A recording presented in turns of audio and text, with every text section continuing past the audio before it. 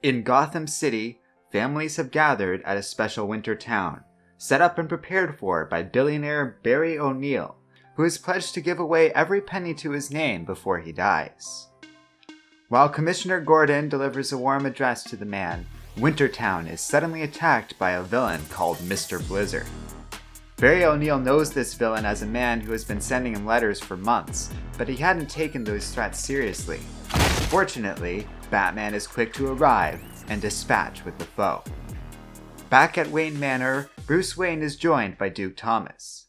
The two share some gelt while Bruce thinks of Barry O'Neill. This generous man has been helping Gotham since before Wayne was ever born, but eventually he'll be gone. It's something Bruce rationally knows to be true, but doesn't like it. Yet sooner or later, our time runs out. As Barry O'Neill returns home, he is surprised to find he is not alone. For they are an honest signal.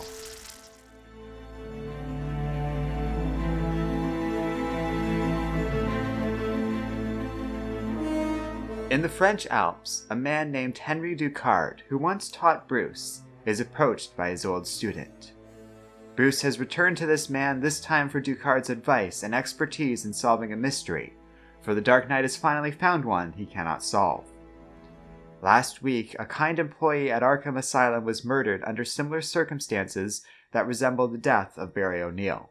When Batman went to investigate, he was suddenly attacked by a laughing, shadowy figure wielding a knife.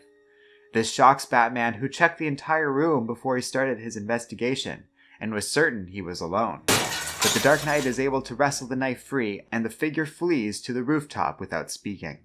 When Batman follows, the figure says he shouldn't be here, and has been stumbling onto a world bigger than the Dark Knight could possibly imagine.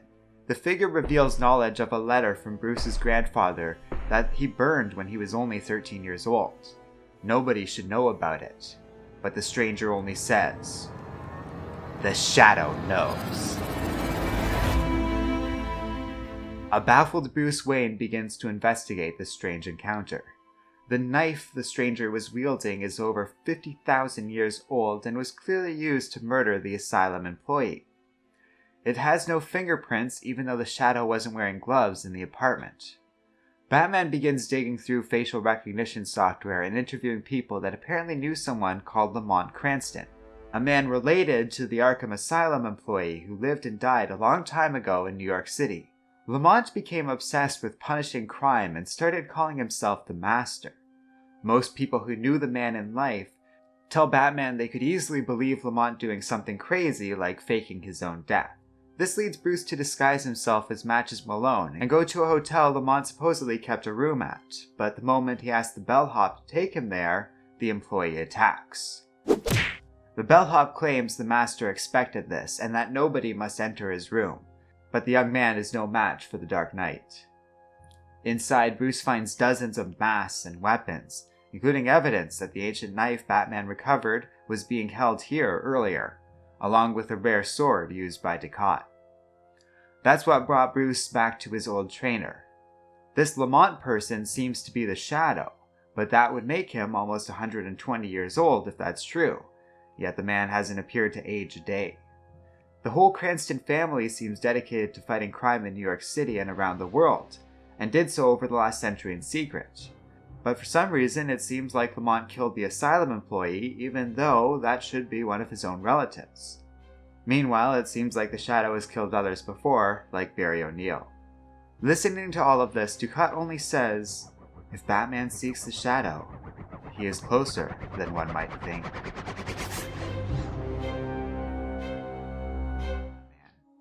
The Shadow claims not to have killed Cranston, insisting they are hunting the same killer. Batman doesn't believe him, demanding to know why this mysterious figure killed his own descendant. The Shadow says that Langdon Cranston is only one of the many faces he has worn over the centuries, as he has lived many lives, all branching off of one, which inflicted horrors on his brother before visiting a promised land called Shambhala. The Shadow was made there, becoming a unique, immortal vigilante, unyielding, undying, unfeeling, able to cloud men's minds, and charged with punishing the evil of the world. In all his crusading, even Batman does not know the true evil that lurks in the hearts of men. but the Shadow knows it, and so does the Stag. This villainous being worships the darkness, punishing the best of the world in exact contrast with the Shadow.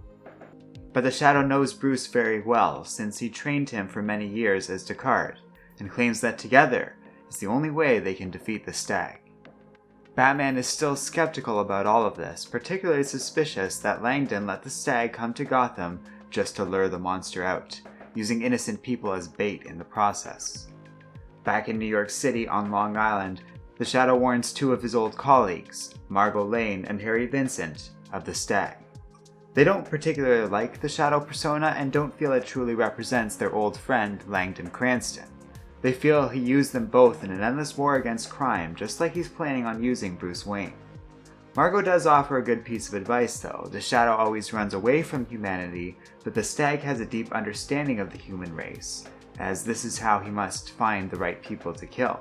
Humanity will be the only way to find the Stag. This is exactly how Batman is able to quickly predict the Stag's next victim. Dr. Leslie Tompkins returns to her free clinic at night, only to find the Stag waiting for her. Batman arrives on the scene and attacks the villain, which proves powerful, immune to bodily harm the way a normal human would be. The Stag only says he isn't on this signal. Leslie Tompkins pulls a gun on the Stag, which causes Batman to desperately get up and beg her not to shoot the man. In response, she lists the Stag's victims and shoots him in the head. Leslie is revealed to be the Shadow in disguise. The Stag gets up from the gunshot somehow and jumps out a window, disappearing completely. While Langdon reassures an angry Batman that the real Leslie Tompkins is fine, and that he must accept the Shadow to survive all of this, Batman is still convinced the Shadow ruins lives, even if he didn't kill the other Cranston. The Shadow collapses to the ground but warns Batman that the Stag seeks the power of Shambhala, and only needs to kill one more to get there. The vigilante says that evil is the key, and in an instant, Batman knows just where to find it in Gotham. Elsewhere, the Joker is greeted by the Stag. It does not take long for the Joker and the Stag to find agreeable terms. The Stag needs just one more kill to reach Shambhala, and is willing to take the Joker with him in exchange for the villain's help. The Stag shows the Joker that he is the descendant of the first murderer, Cain, something that drives the villain to kill good people. The Joker is amenable enough to all of this. Though they kill for very different reasons, he can appreciate a fellow apex predator. Best of all, their planned victim will be arriving at any moment.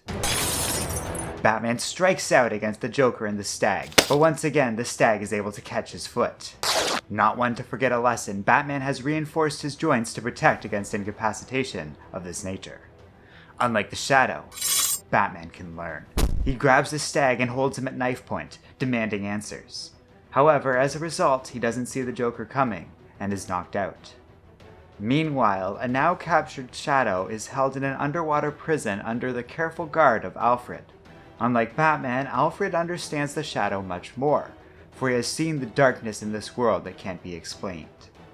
The butler tells Cranston of his time before the Waynes, working in MI6. He and a team were hunting down a fugitive when they found a cave of horrors.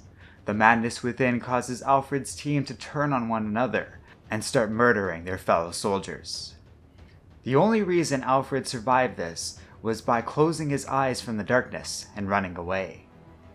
In all his time working with Bruce, Alfred has never seen that type of darkness again, until he looked into the eyes of the Shadow. So when Cranston claims to be battling something that Batman doesn't understand, Alfred is inclined to believe the man. The Shadow goes on to explain that he has been molding Batman since the beginning, disguising himself, always staying out of sight, but leaving his influence in everything the Dark Knight does.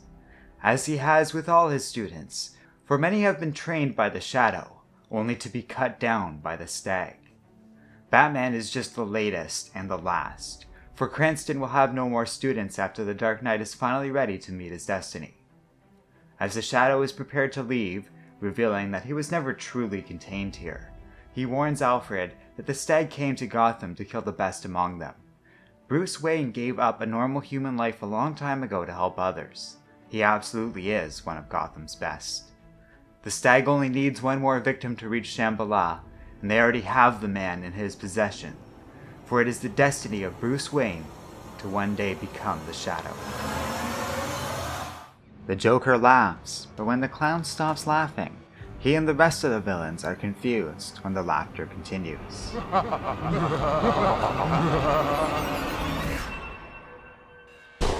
The Shadow strikes out, freeing Batman in the process. As the two prepare to square off against Batman's entire rogues gallery, the Shadow comments that Batman claims he wasn't taught by Cranston, yet the Dark Knight brings such wonderful gifts.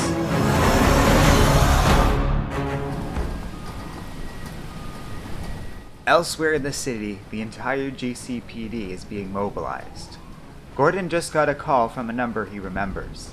The last time somebody called from that number, a madman broke Batman's back. They won't be late this time. Meanwhile, the fight escalates when the Shadow shoots at the Joker, who is only saved by Batman. Some of the other villains panic at this, used to Batman never even using a gun, and flee out of concern for the Shadow using such lethal force. The Joker is touched that the Batman cares so much, and hopes they can die together. Batman collapses to the ground while the Stag collects the Joker and the two flee, only to find a mass of gathered police officers waiting for them. The Stag pushes the Joker away as the police open fire.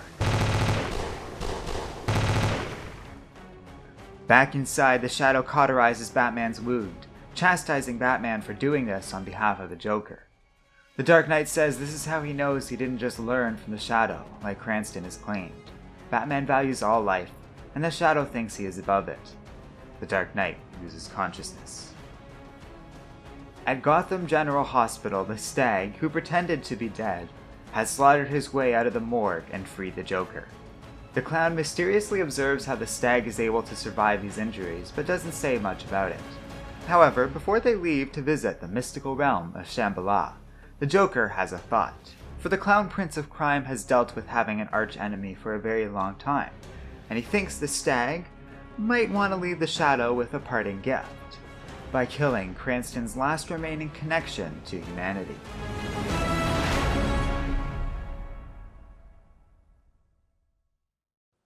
Alfred leans over a badly injured Bruce Wayne. The sinister vigilante known as the Shadow stands nearby, commenting that the butler's efforts are useless. Batman was stabbed by a primordial knife wielded by the Stag. Such wounds do not heal. Alfred doesn't believe the man who was once known as Lamont Cranston, but after hours of work, Pennyworth is forced to admit that the Shadow is right. Something is wrong with Batman's wounds. They are actively resisting being healed. The best the butler could do was stabilize the man, but it won't last. It might not have happened yet, but no matter what these two do, Batman is dead. Just the same, the Dark Knight is able to get up and insists on continuing the case. Batman notices something in their most recent confrontation with the Stag. After carefully reviewing camera footage, Bruce is able to confirm it. The Stag was at two places at once tonight. This isn't an immortal being they are dealing with, but rather an entire army. Meanwhile, the Stag and the Joker have captured two of the Shadow's old friends. Batman and the Shadow are able to track them down, and Batman, now almost completely encased in an exosuit in order to keep himself alive, attacks the Joker. The villain mocks Batman, saying that he figured out the Stag's secret before even the Dark Knight could, and many glowing stags emerge from the shadows. The Shadow strikes out, while Batman is hit directly in his knife wound and is momentarily stunned, allowing the Joker and the main Stag to escape, fleeing to the doors of Shambhala. As the heroes make their way to the door in close pursuit, the Shadow apologizes to Batman.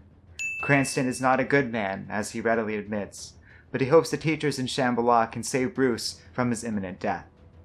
But when they enter the gate, the Shadow is shocked by what he sees, for he always assumed the Stag would seek to rob this place of its power.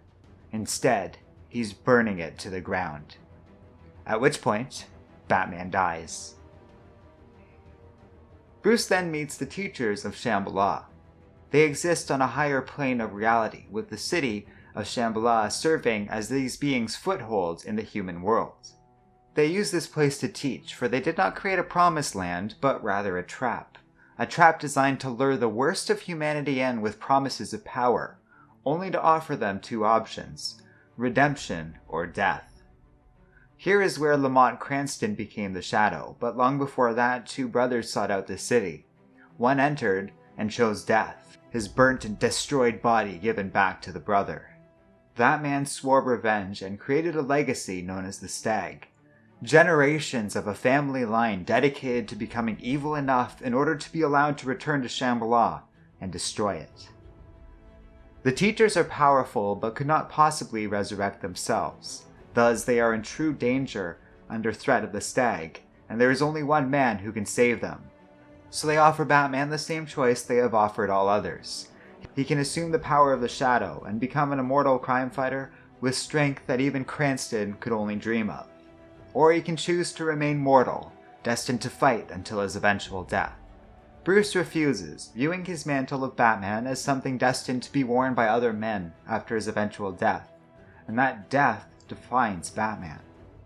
In the city of Shambhala, the Shadow finds himself overwhelmed by the combined might of the Stag and the Joker, when Batman reappears before them, healed, and knocks the villains back. Though Cranston is glad to see Batman alive and well, he is sad to report that the situation is hopeless. The teachers are losing this battle and are dying as they speak.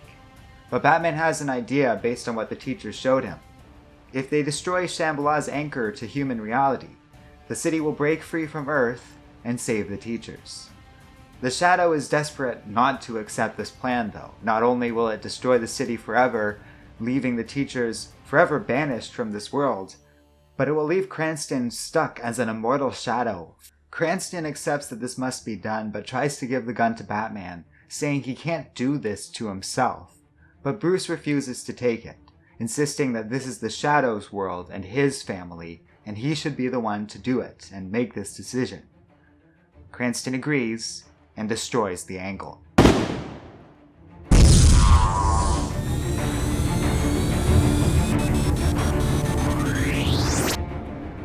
The energy around them overwhelms the two, but the Shadow is able to save not only himself and Batman, but the Stags and the Joker. Cranston tells Batman that every one of these villains will see a trial, and every one of them shall pay for their crimes. Batman is impressed in this change in approach, as before the Shadow would have just killed them all, but Cranston refuses to view this as a victory and calls Batman an idiot. Batman will never be able to take his place now, and he is cursed with this endless life. There will forevermore be a Batman and a Shadow, a punishment that shall never end for either of them. Batman says he doesn't see it that way, only for the Shadow to tell him that he will one day. Bruce thinks on this and later tells the Shadow that if he really has been watching him all this time, then Cranston should know that this life doesn't have to be a curse. Though the Shadow refuses to believe this, Batman offers to teach the man about such things in a better way. Cranston only scoffs at this, saying if that's what Bruce really thinks, he's learned nothing from this entire experience. The last thing Batman says before he leaves is that he doesn't think there's hope for the Shadow. He knows there is.